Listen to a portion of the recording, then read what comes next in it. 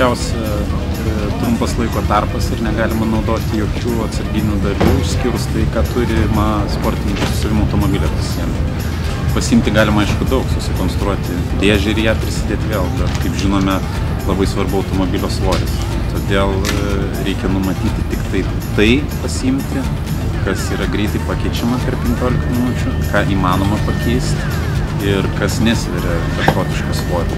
Kažką galima pakeisti per 15 minučių, nebūtinai tą reikia paimti, nes tai gali būti pakankamai svoris automobilių. Tai pagrindas ir yra pasistengti numatyti, dėl ko galėtų būti gedimas nedidelis ir dėl ko reikėtų taisyti. Papildomom, manau, kad bus tam tikros detalės, daug nesveriančios susiję su važiuoklė, kažkas kaip traukių antgaliai tokie, kas būtų galima pataisyti, didesnių gal kažkokius šakė ir tai, bet matysim, vertinant greičio ruožų specifiką, ar tai gali būti ar ne. Bet didelių kažkokių labai detalių nėra. Vis tiek tai yra daugiau iš to žmogiškų išteklių, ką galima per 15 minučių padaryti. Tai yra ten tie patys išmušti ratai, jie kažkiek tai reguliuojasi, darosi iš to, kas yra. Galima atstatyti kažkokią bent preliminarią padėtį, kuri įtakotų pabaigti iki didžiojo servizo važiuoti. Tai manau, kad keletas iš tokių, kas susijęs su važiuoklė, vėl, o kažkokių kitų su variklių susijusių detalių ar dar kažko net neverta imti, nes per 15 minučių tie darbai netliekami.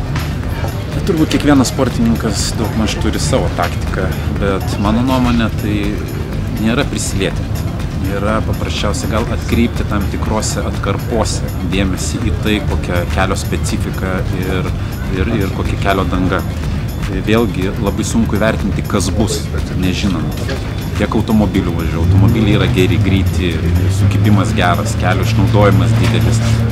Pirmi važiuojantis automobiliai gali savo VRC leisti daugiau, tai yra pjauti posūkį, dar kažką, gali tikėtis išlaustų akmenų, dar kažko, tą turi įvertinti. Negali visiškai gal pasikliauti aklai stenogramą ar aklai ten kažkokiu numatymu. Turėtum truputį vertinti, kad gali būti tavęs laukti taip vadinamas siurprizas posūkį. Tai yra turbūt ir laimės dalykas, nes ar tas akmuo išsivers iš provėžos ar ne, negali nuspėti ir kam jisai gali būti. Bet apie tai pagalvoti visą laiką reikia. Remotas, kuo toliau turbūt pastebėjo ir žiūrovai visi, kad greičio ruožai ilgėja. Jeigu būdavo anksčiau 25-30 km, jau skaitydavom, kad tai yra ilgas greičio ruožas. Dabar pasitaiko ir 45 ir net turėjom štai Sardinijos ralį 59, beveik 60 km greičio ruožą.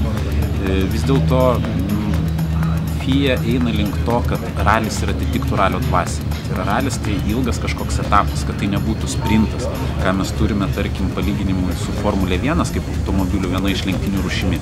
Automobilis yra ruošiamas nuvažiuoti pakankamai trumpą distanciją labai greitai, nes vis dėlto jie turi pitstopus, kur gali keisti padangas vėl. Ralyje koncepcija išlieka, kad tai turėtų būti varžymasis. Tai ne tik tai staigus nuvažiavimas tam tikro ruožo, po to pataisimas automobilio paruošimas ir vėl, nes tai labai kaštus iškelia sportą. Bet kad būtų numatymas ilgai, jisai būtų ištemptas. Pasižiūrėkite, mes turim dabar net 4 lenktynių dienas. Ketvirtadienį keli ruožai, penktadienį, šeštadienį, sekmadienį, kad būtų varžymasis, būtent važiavimas bendrais keliais, kurie kad ir uždaryti, ištempia, kad būtų automobilis kantrus. Lygiai tą patį daro ir su važiuoklės priežiūra, kad nereikėtų investuoti į branges ten detalės, važiuoklės, anglies pluoštą, dar kažką, to neleidžia daryti, ilgina greičio ruožus, automatiškai dėl to turi atsirasti visas ilgo važiavimo kaip ir suvokimas, ta tokia koncepcija, kad važiuojam būtent ilgai, važiuojam išnaudodami, mąstydami, ne tik kaip nulėkti tam tikrą atkarpą, bet kaip ilgiau važiuoti. Tai vat susiję ir su to pačiu klausimu apie remontą. Kodėl jisai toksai, kodėl trumpai. Būtent tas, kas įmanoma patvarkiai, kas netikėtumas. Išmušė ratą truputį dar kažką. Ir vėl važiuoji tolyn. Važiuoji, galvoji apie tai, ne kaip maksimaliai, bet kaip išdėlioti save, įveikti pilnai visą distanciją.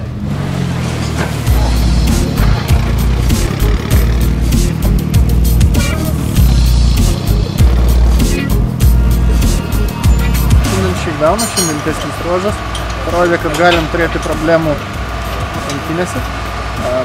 Matėm, kad padangos dyla gerokai greičiau negu tikėjomės ir gerokai labiau negu net pats Mišelinas įvardina, kad turėtų vilti, nors jie žino tą problemą, kad būtent su šitu minkštu kompoundu, minkštu mišiniu bus bėdų, nes Sardinijoje tas yra buvę ir čia jie tikėjosi to, ką mes turim šiandien, ypatingai su mūsų sunkia mašina. Šiandien buvo nelengva. Faktiškai viskas, pati pradžia, pirmas greičio ruožas, daugiau mažiau jis buvo atsargus, tikrai logišku tempu, žinant, kad važiuosim ne į vieną ir ne paskutinis į gyvenime, o turim įveikti 360 km. Laikas gavosi tikrai, sąlyginai neblogas.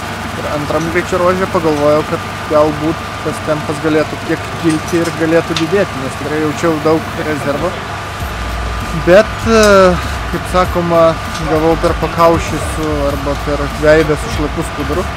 Nes man greitai tie greičio ruožai vienas iš posūkių priminė, kad su šitą mašiną negalima važiuoti taip, kaip aš įpratęs, taip, kaip aš moku ir aš noriu.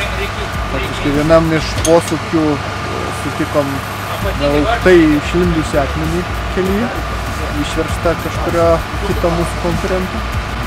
Ir faktiškai turėjom kontaktą su ratu, be abejo ratai iš labai pirkti, tai ratas nenukentėjo, bet nukentėjo vairo traukė, kas padarė vairą šiek tiek reivą. Ir sukimą į vieną pusę per daug gerą, šiek tiek pasukus vairą mes iš karto sukinėdavom į posūkį, kas padarė vėl. Kiekvienas įvažiavimas į posūkį buvo per ankstyvas, į kitą pusę atvirkščiai. 46-7 20 kairės 1-40 kairės 5 plius per tarpinę 30 5 plius per 300 tarpinę 30 dešinys 220 kairės 5-6 plius 220 kairės 5-6 plius tarpinę 30 dešinys 2-4 per tarpinę 20 dešinys 2 ir tarpinę 30 dešinys 3-40. Čia aš važiuoju tuo numeriu, kurio važiuoju, tai tikrai ne 8 ir net ne 4. Kaip aš įpratęs važiuoti. Tai vadinkim ir tas miškas ir tas Druskininkų regionis, kur man yra tekę važiuoti pirmų arba antrų numerių ir labai švarių kelių, vėl jisai bus kitoks, kitokiom akim jisai turės būti įmatomas ir, vadinkim, kitaip jausis viskas.